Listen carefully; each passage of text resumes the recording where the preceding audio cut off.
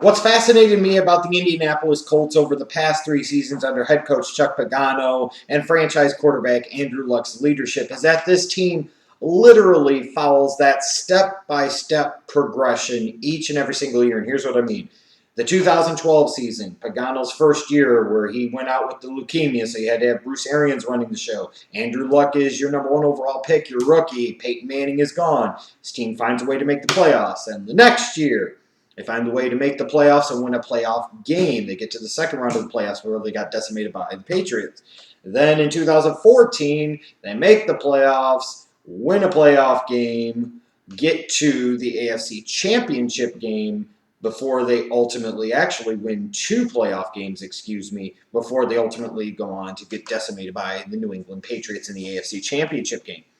So the past 3 years, there has been a logical, sensible progression in the Colts organization as they build themselves up towards being that Super Bowl contending, that Super Bowl championship caliber of team. Now, most certainly it doesn't hurt that they play in a very weak AFC South. Again, in 2014, they were the AFC South champions, and in part that's what helped them, I think, in terms of the playoffs, get to the AFC Championship game. They had some difficult games along the way in terms of out-of-conference play or out-of-division play, but they got to face off against the Texans twice. They got to face off against the Titans twice. They got to face off against the Jaguars twice.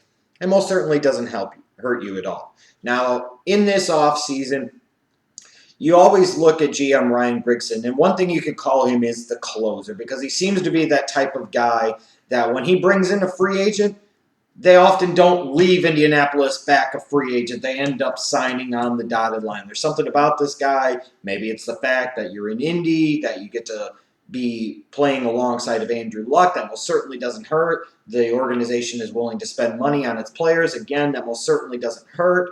But, you're talking about a well-run organization minus the problems of the owner, a quality head coach, and one of the best young quarterbacks in all of the National Football League. It makes it an appealing option for veteran players that are maybe on the tail end of their career, but at the same point in time feel a little bit bitter about the way things ended with their previous organization. They feel like they have something to prove. And sometimes those type of guys on a short-term kind of one-year basis can make a difference, especially for a younger team like the Indianapolis Colts. And I'm sure they most certainly are hoping that guys like Frank Gore and Trent Cole and Andre Johnson will be difference makers for them in terms of bringing something different to the table, some veteran presence and leadership and experience on the field, a kind of calming and poised type of presence, something that frankly I think the Colts have needed a little bit over the past couple of years. Well, now the timing seemed right. They bring in that big physical between the tackles runner and Frank Gore that a Trent Richardson never was. They bring in a guy like an Andre Johnson, granted a team that was already good at wide receiver. You bring in my mind, a future Hall of Famer, at least for this year. It's only going to help your passing game even more with all the weapons that they already have. And then you bring in a guy like Trent Cole to play outside in their 3-4 defense. Let's face it, the Colts could use some help outside at the pass rush position, and a guy like Trent Cole would, at least in the short term, seem to be a guy that could help out in that way. In terms of the draft, you're looking at the Indianapolis Colts. This is not a team that was going to be in a position to find a lot of big-time impact players. Now, a lot of people were surprised when they selected Philip Dorsett, the diminutive, there's a big word for you today, wide receiver from the U. But you're also talking about a guy who you could argue at that point in time did represent best player available, a guy who potentially, at least initially, could make an impact on this Colts team on special teams, both as a kick returner and as a punt returner. And maybe you could do some kind of gadgety Swiss Army knife type of things with him on the offensive side of the ball. I think a lot of Colts fans were expecting some type of defensive help with that pick, or maybe even some offensive line help with that pick, or maybe even a running back with that pick. But it's hard to begrudge the Indianapolis Colts just from the standpoint of you look where they are, and they can sit there and say, what do you know? We know better. And frankly, in a lot of ways, they're right. That doesn't mean all their first-round picks pan out. It doesn't mean that they're right every single time. But I'm willing to give them somewhat of the benefit of the doubt because so often the NFL draft experts and the draftniks and the mockers and the fans will sit there and talk about, you got to take best player available, best player available, best player available.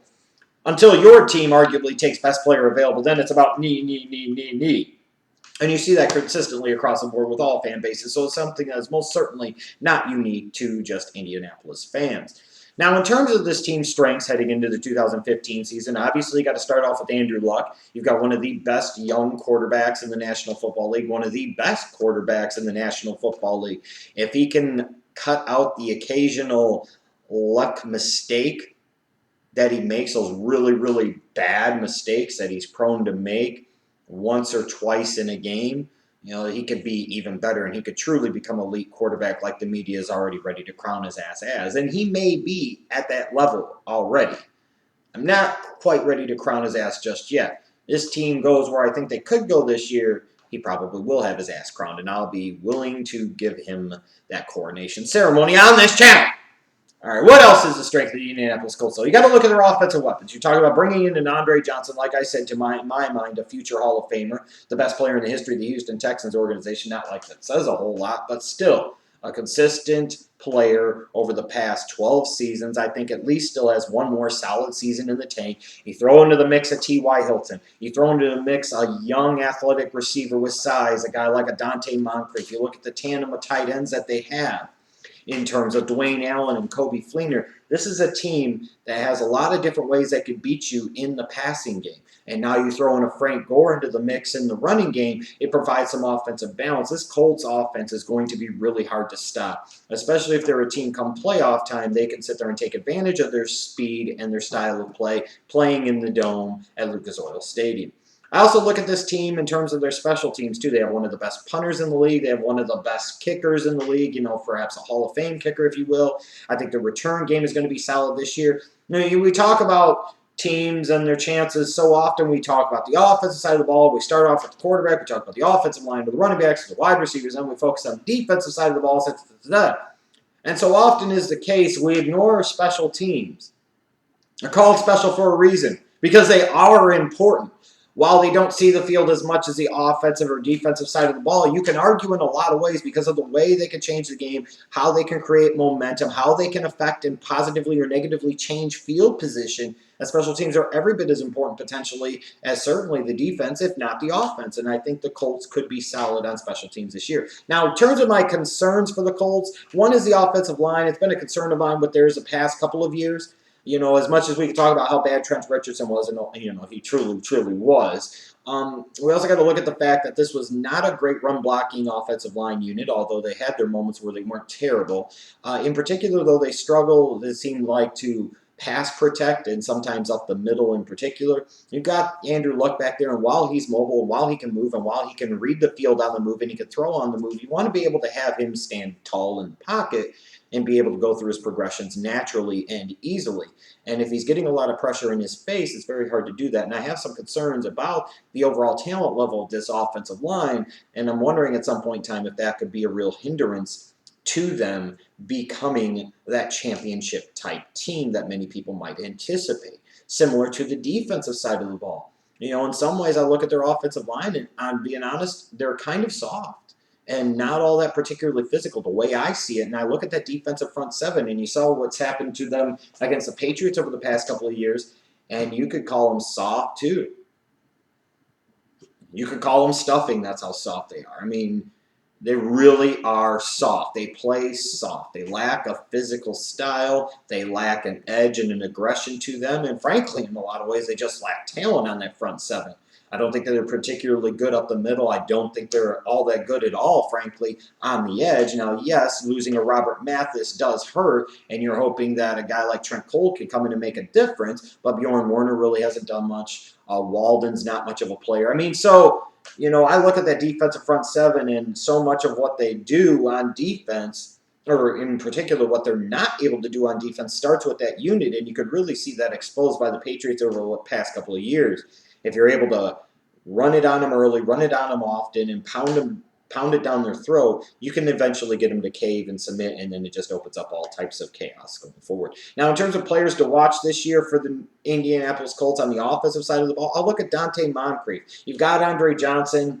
You've got T.Y. Hilton. You've got guys like Allen and Fleener at the tight end position. But if Adante Moncrief can continue his development and show more consistently some of the flashes he did as a rookie in 2014, that will allow you to deploy T.Y. Hilton more out of the slot. It will open up more things on the other side for Andre Johnson. It will open up things over the middle for Dwayne Allen and Kobe Fleener. In terms of offensive skill players, I personally, in my opinion, think the most important one for 2015 would be Dante Moncrief.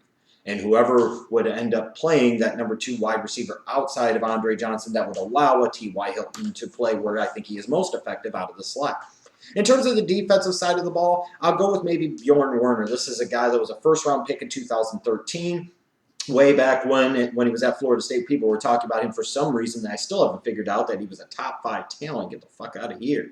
But seriously, though, this is a guy that was a first-round pick for a team that needs an impact edge rusher and needs some youth and athleticism and physicality on the defensive side of the ball. Bjorn Werner, in a lot of ways, is supposed to provide all of that, and frankly, he provides very little of that. If he could sit there and provide some of that in 2015, it would allow this team to be able to have a little bit more depth on the edge, and it will allow them to just flat out be a little bit better and a little more stout in that front seven. Now, ultimately, looking at the Colts' schedule, I think they have a pretty favorable schedule this year. I don't see where they have a ton of challenges. You know, stranger shit has happened. But you look at weeks 3 through 5. This is a chance early on for them to put the AFC South completely out of commission. They go to Tennessee, they host Jacksonville, they go to Houston. If they can find a way to win all 3 of those games, they win all 3 of those games, that division is pretty much a wrap, and now the Indianapolis Colts are not even just worried about winning the division. They're trying to clinch up a first-round bye and perhaps home field advantage throughout the playoffs. Of course, the game everybody's going to want to see is Week 6 with the Patriots coming to town at Lucas Oil Stadium. Oh, boy. What a fucking showcase that is going to be. What a spectacle that is going to be. And that would be even if there wasn't all the Deflategate crap and everything else associated, because that's a big statement game for the Indianapolis Colts. Aside from the Deflategate crap, you throw all that out in there, and obviously it takes it to a whole different level.